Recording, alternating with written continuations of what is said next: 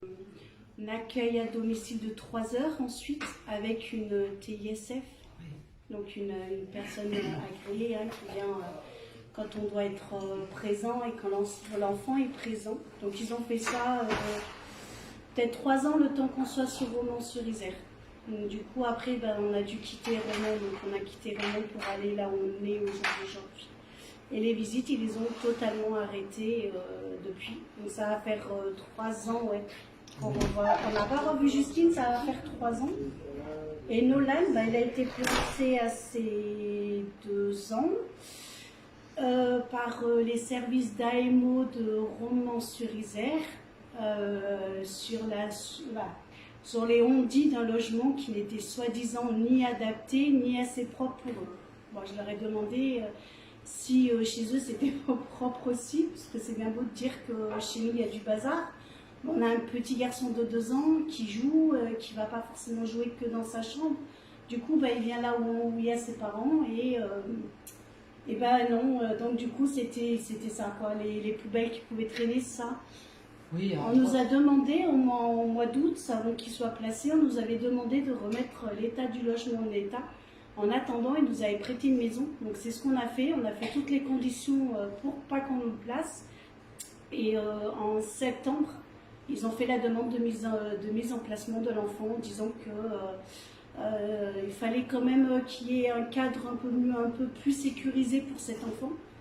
Et tout ce qu'on a pu montrer de leur placement jusqu'à maintenant, ce qu'on faisait aussi avec Nolan, parce qu'il y a eu beaucoup de choses qui disaient qu'on ne faisait pas avec notre enfant, donc on a pu prouver le contraire, donc des sorties qu'il ne doit même plus faire au jour d'aujourd'hui, dans des structures adaptées pour un enfant de son âge. Donc on a donné photo à l'appui, mais bon, ça n'a rien servi. Et du coup, la juge Bergouniou nous a sucré nos droits parentaux pendant 3 ans. Donc ça va faire maintenant 3 ans qu'on ne voit plus du tout nos enfants. Et du coup, la santé mentale de ma fille Justine ne s'arrange pas et au contraire, elle s'aggrave tous les jours. Donc avec des retards qu'elle n'avait pas avant quand elle nous voyait. Et du coup, c'est des retards mentaux qui sont bien maintenant bien là. Et il faut savoir que la petite, elle va sur ses 8 ans, c'est ça? Sur ses 8 ans, et elle touche déjà à la hache et elle va sur ses 8 ans. Donc c'est inadmissible de voir des situations comme ça, en sachant que ils font rien en fait, ils aident pas, ils préfèrent nous enfoncer que aider les parents. Mais du coup, on continue encore à se battre, ça va faire bien 4 ans maintenant. Oui, et puis bon, pour les 2 petits, ça va faire 4 ans qu'on se bat déjà. Je rajouterais que de mon côté, j'ai été condamnée à de la prison ferme. J'ai fait des travaux d'intérêt généraux pour avoir dénoncé. On m'a également coupé à plusieurs reprises mes revenus faibles, donc le RSA. Les gens en question, que je mets souvent les noms, qui nous a vendu à l'ASE, c'est Alice Reynaud, qui vit sur le site. Personne ne nous a jamais aidés. Il y a toujours eu faux en écriture publique. Comme nous ne pouvions plus à un moment donné payer une avocate parce qu'elle ne voulait pas être connue d'office, c'est-à-dire maître Pinel du cabinet Poisat, eh bien elle nous a laissé tomber. Donc en gros, ils en ont profité. Et aujourd'hui, eh bien, tout est fait pour que nous allions vers des délits, des choses que j'ai expliquées à M. le procureur en lettres recommandées à 2-3 reprises où je n'ai jamais eu de réponse de sa part. Donc on a bien compris qu'ils n'en avaient rien à faire et que la seule chose qui les intéressait, c'était l'argent et le conflit. Tout est fait pour nous enfoncer. Nous faisons pour venir sur Valence à peu près 2 heures de route. Donc c'est un peu difficile parce que les conclusions, les rapports qu'ils font, on est au courant de rien. Voilà. On ne sait même pas pourquoi on passait aujourd'hui. On est également épuisé. On n'a pas pu voir le contre. Moi, je leur ai dit. Quand elle nous a demandé, j'ai dit déjà, on n'a pas l'avocate, comme par hasard, elle n'est pas venue. Ça, c'est un fait. Et le deuxième fait, c'est qu'on n'a pas pu non plus accéder au dossier. Donc, on ne sait pas du tout pourquoi on est passé aujourd'hui. On ne sait pas non plus ce qui s'est mis dans ces dossiers. On ne sait pas ce qu'on dit la partie adverse, bien sûr, parce que la moitié de leur dossier, c'est que du mensonge, et c'est que des on-dit, et c'est que du mensonge. Et même en prouvant sur photo des gens qui m'ont fait des lettres aussi, j'ai eu beaucoup de lettres de gens qui constataient tout ce que je faisais avec mes enfants quand ils venaient.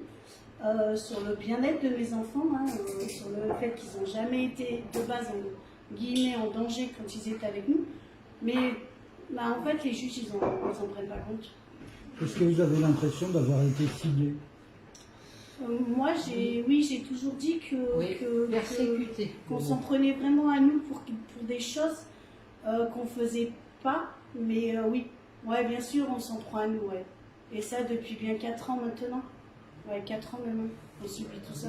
Qu'est-ce que vous pensez de l'attitude des services sociaux? Ils ne seraient pas là, on s'en porterait pas plus mal. Mais pour moi, c'est des vendus et c'est des gens qui n'ont pas du tout envie d'aider les parents à s'en sortir, ni des enfants à rentrer chez leurs parents, sinon ils le feraient. Pas des rapports mensongers comme ils peuvent faire aux parents, parce que j'ai vu énormément de parents. Moi, je suis aussi en contact avec beaucoup de parents qui ont ce problème-là, hein, d'enfants placés abusifs. Et quand on leur dit, ben voilà quoi, c'est... Mais non, c'est des vendus, ces gens-là, ils font... Bon, attends, on va reprendre parce qu'il t'a mis le truc devant la caméra et tout. Oui, tu sens pas quand il faut les choses. On peut essayer de parler à tout drôle parce que... Ouais, vraiment, parce que... Alors, Mais, reparle-moi de l'attitude des services sociaux. ouais, bah non, c'est des vendus, c'est des malhonnêtes, c'est des personnes qui vont faire des comptes rendus mensongers, qu'ils n'ont aucune preuve de rien, de ce qu'ils avancent, mais ils vont le mettre en rapport pour enfoncer plus les parents que de les aider. Et nous, ça fait 4 ans qu'ils nous enfoncent. En tout cas, les services sociaux de Romans ne sont pas là pour nous aider, mais pour bien nous pourrir la vie depuis 4 ans. Donc ça fait 4 ans qu'on dénonce tout ça, ça fait 4 ans qu'on se bat, ça fait 4 ans qu'on prouve les choses, et ça fait 4 ans qu'aucun juge des enfants ne sont capables de voir qu'il y a un acharnement sur nous depuis 4 ans. Donc pour eux, voilà, c'est ça. C'est parfait. Quelque chose à rajouter? Ben moi, oui. Oui, effectivement. Alors attends, je te recadre. Oui, donc la première audience, Ouais, la première audience qui a été reportée, donc, Attends, vas-y. c'est-à-dire le 15 Attends, décembre. reprends dès le début. La première audience, le 15 décembre, je me suis présentée seule, Vanessa était malade. À ce moment-là, l'avocate de la partie adverse, que je ne connaissais pas son nom, qui s'appelle aujourd'hui Madame Bonnet, m'a saisi par le col devant la magistrate et également la présidente. Ils étaient 2, aujourd'hui ils étaient 4. J'ai trouvé cela inacceptable, mais personne n'a rien dit.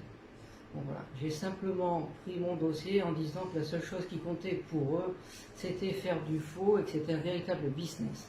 Voilà. Dans le seul but que l'on abandonne nos enfants, prétextant des mensonges comme c'est... voilà. Aujourd'hui, personne n'en a reparlé, malheureusement. Et pourquoi elle t'a pris par le col? L'intimidation, parce qu'il est vrai qu'aller au tribunal n'est pas... C'est intimidant. Ils le savent très bien, puisqu'on est sur leur terrain de chasse.